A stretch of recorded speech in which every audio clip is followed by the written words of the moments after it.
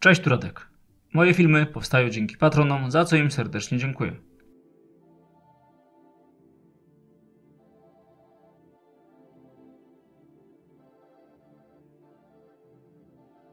W dzisiejszym filmie przedstawię Wam, jakie drogi zostaną oddane do ruchu w 2025 roku.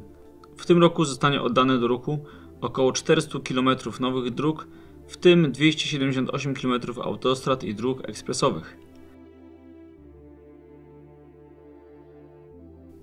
W części pierwszej, którą zamieściłem kilka dni temu, przedstawiłem, które autostrady i drogi ekspresowe powinny być otwarte do ruchu w 2025 roku. Dziś przedstawię Wam, jakie obwodnice oraz inne główne drogi zostaną oddane do ruchu w tym roku.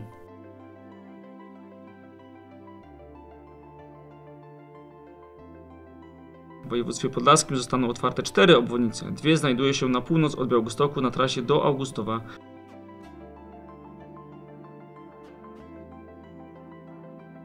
Są to obwodnica Suchowoli długości 15,2 km. Trasa ominie miasto od wschodu. Droga jest zbudowana w przekroju jednojezdniowym.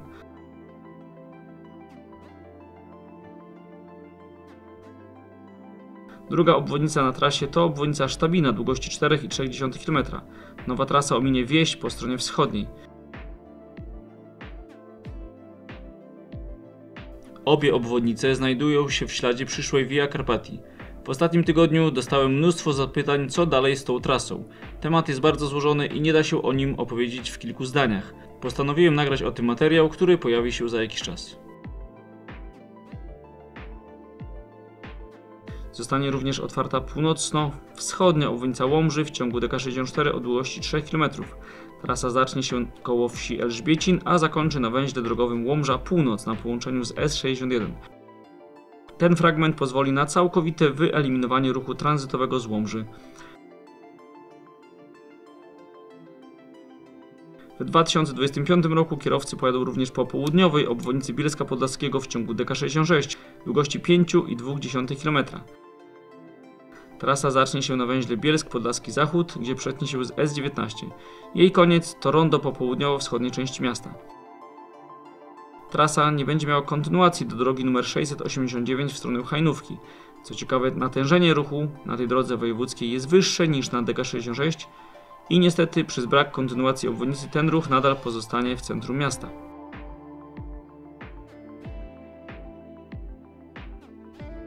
W województwie lubelskim otwarta zostanie obwodnica Dzwoli w ciągu DK74. Jest to element kompleksowej przebudowy DK74 pomiędzy Janowem, Lubelskim a Zamościem. Obwodnica będzie miała 2,7 km i ominie miejscowość od północy. W województwie mazowieckim oddana do użytku zostanie obwodnica miasta Lipsko w ciągu DK79. Trasa będzie miała 6,4 km i ominie miasto od zachodu. Na południu nowa droga zakończy się rondem zbudowaną całkowicie nową drogą wojewódzką nr 747 z Iłży właśnie do Lipska. Trasa na wschód docelowo prowadzi do Lublina.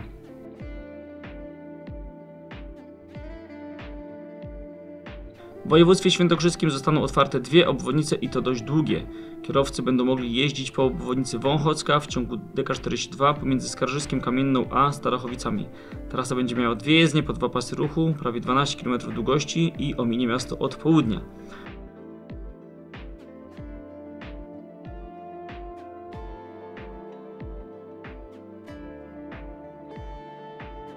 Otwarta zostanie również zachodnia i północna obwodnica Opatowa w ciągu DK9 i DK74.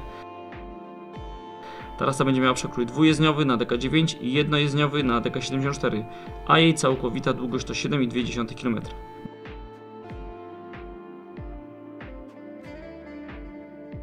W województwie małopolskim otwarta zostanie południowo-zachodnia obwodnica Brzeska w ciągu DK75, długości 3 km. Jest to droga dwujezdniowa. Od północy połączy się z wybudowaną kilka lat temu północną częścią obwodnicy, która prowadzi do A4. Natomiast na południu trasa zakończy się w miejscu, gdzie w przyszłości zacznie się budowa Sądeczanki. O tej trasie mówiłem niedawno w dedykowanym filmie. Druga obwodnica znajduje się częściowo na terenie województw małopolskiego i śląskiego. To obwodnica Oświęcimia w ciągu DK44. Jest to trasa dwujezdniowa. Nie zostanie ona jednak udostępniona w całości, lecz otwarty zostanie jej odcinek długości 3,5 km, łączący się na węźle Oświęcim z również otwieraną w tym roku S1.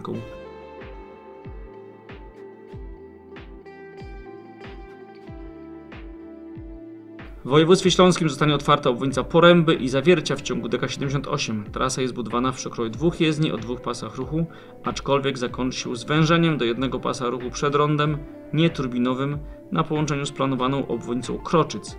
W tym roku zostanie udostępniona jej dłuższa zachodnia część mająca niecałe 17 km, prowadząca z Siewierza przez Porębę i Zawiercie do węzła z drogą wojewódzką nr 791 w kierunku Olkusza.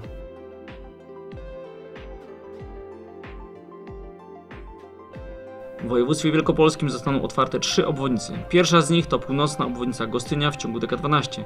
Trasa będzie miała aż 17,3 km. W ciągu nowej trasy powstaną 2 węzły drogowe na połączeniu DK12 z drogą wojewódzką nr 434, a ten fragment będzie wspólnym śladem DK12 i właśnie drogi 434.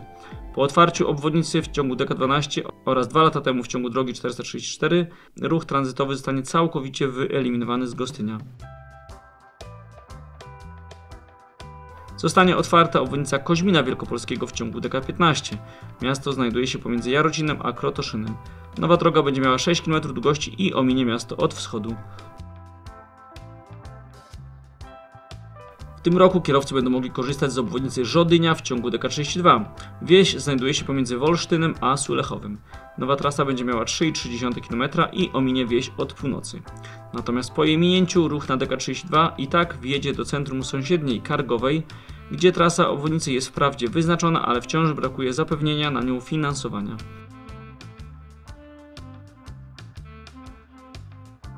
W województwie lubuskim zostanie otwarta obwodnica Strzelec Krajeńskich w ciągu DK22.